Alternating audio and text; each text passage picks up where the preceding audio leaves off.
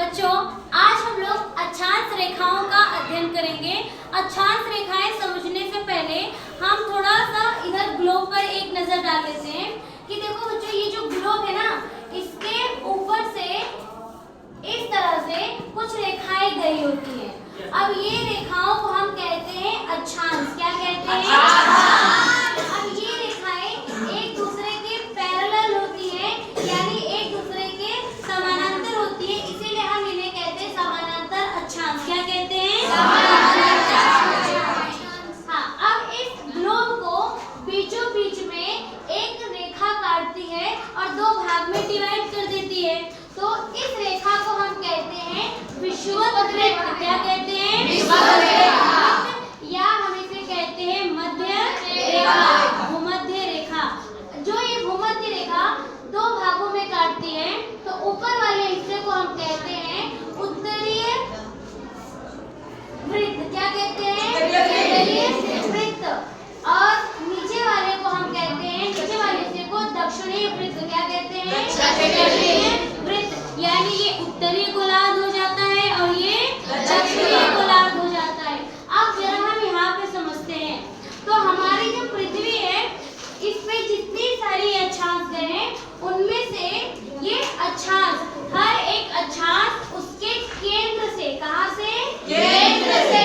यानी अगर हम ऊपर वाली इस नॉर्थर्न पोल को देखें और इस साउथर्न पोल को देखें, तो यहाँ से ये 90 डिग्री पर होता है। कितने डिग्री? 90 डिग्री पर होता है। अब जरा देखो, हर केंद्र से हम हर जगह रेडियस लेकर देखेंगे, तो ये 4 पार्ट हुए कि नहीं? 4 पार्ट हुए।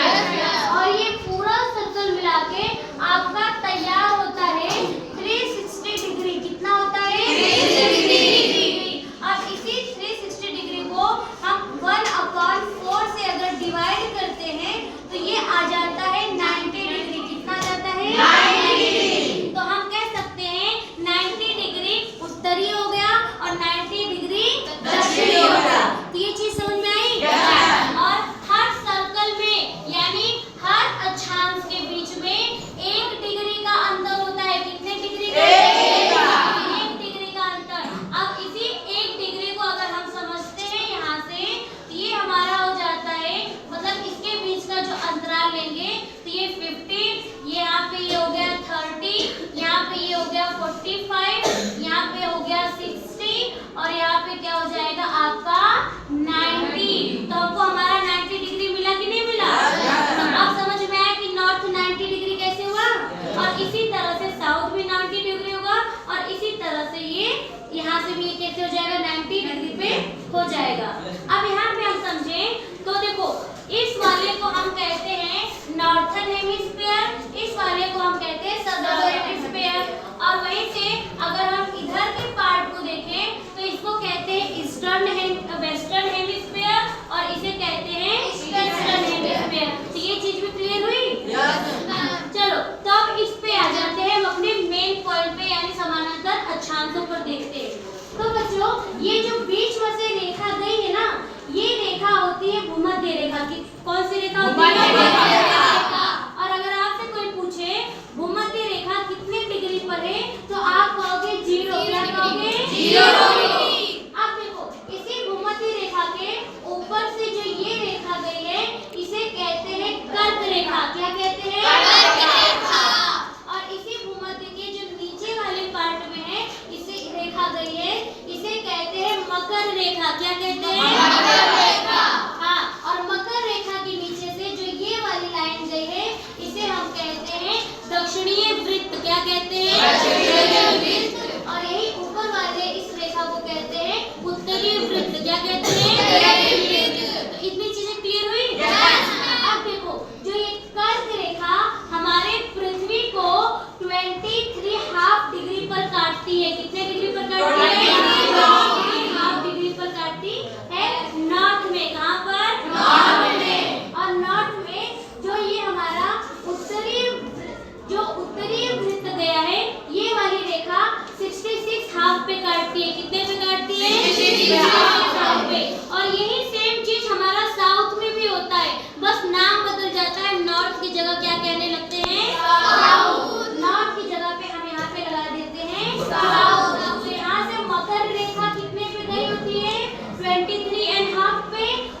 दक्षिणी रेखा कितने पे गई होती है? 66.5 पे। तो इतना चीज क्लियर हो गया?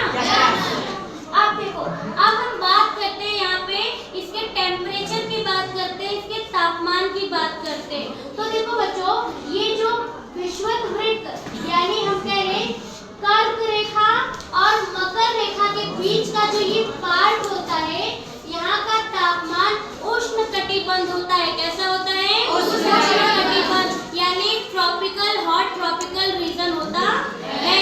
हॉट ट्रॉपिकल रीजन मतलब यहाँ पे वर्ष में एक बार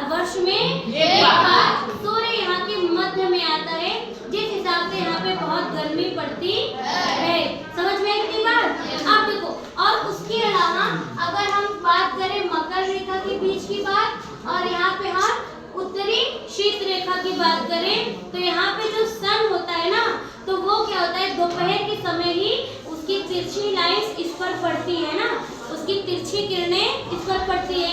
इसीलिए उत्तरीय जो ये रेखा है, यहाँ पर इसे कहते हैं उत्तरीय शीतोष्ण वृत्त, और इसे कहते हैं दक्षिणीय शीतोष्ण वृत्त। यानी कि इन स्थानों पर गर्मी भी होती है और ठंडी भी। यहाँ का तापमान सामान्य रहता है। तो बात पूछे कि जो तापमान है वो सामान्य कहाँ का होता है, तो आप कहोगे दक्षिणी शीतोष्ण कटिबंध के यहाँ का और उत्तरी शीतोष्ण कटिबंध के यहाँ का। अब हम चलते हैं नॉर्थन पोल यानी उत्तरी शीत कटिबंध। ये क्या है? तो बच्चों, उत्तरी शीत कटिबंध की बात करें चाहे दक्षिणी शीत कटिबंध की बात करें, यहाँ पे सन का लाइट नहीं पहुँच पाता है ना, इसीलिए यहाँ पे ठंडी होती है। क्या होती है? ठंडी। यानी यहाँ का जो तापमान बहुत ही ज्यादा ठंडा रहता है। यही रीजन है कि हमारे यहाँ का जो अंटार्कटिक और अटलांटिक महासागर है वो बहुत ठंडे होते हैं। क्यों? क्योंकि वहाँ पे सनलाइट नहीं पहुँच पाती। अंटार्कटिका में ना 6 महीने रात होता है और 6 महीने दिन। ये कारण है कि इसका जो पोलर रीजन ये सन के अट्रैक्ट में कम होता है। तो इतनी चीजें क्लियर हुई कि नहीं? फर्स्ट चीज याद रखना, भूमध्य के ऊपर वाली रेखा को क्या कहते हैं? कर्क रेखा। भूमध्य रेखा के नीचे वाली रेखा को क्या कहते हैं? मकर रेखा। कर्क रेखा पृथ्वी को कितने भाग पर काटती है? 23 हाफ पे। मकर रेखा कितने पे काटती है? 23 हाफ पे। और विषुववृत्त कितने पे जाता है? 66 हाफ पे। नदर्न वाला यानी उत्तरी वाला, और सदर्न वाला कितने पे जाता है? 66 हाफ पे। ये क्लियर हो गया? और केंद्र से नदर्न का कितने डिग्री पर है? 90 डिग्री। कितने पे है? 90 डिग्री। सदर्न कितने पे है?